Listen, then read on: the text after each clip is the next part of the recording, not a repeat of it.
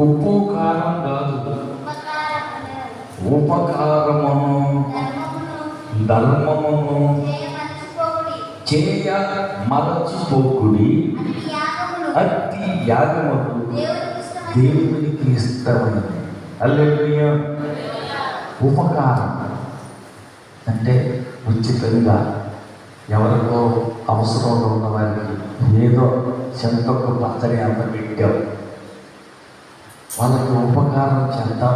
ఆకలితున్నారు, అన్నం ఉంది, కూర ఏం లేదు, కలిగిన పచ్చడి తీసుకెళ్ళి పెట్టారు. ఒక ఉపకారం.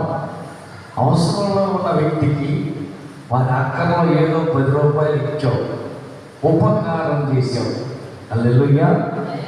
తర్వాత ధర్మం చేయ మర్చిపోవు. అంటే ధర్మం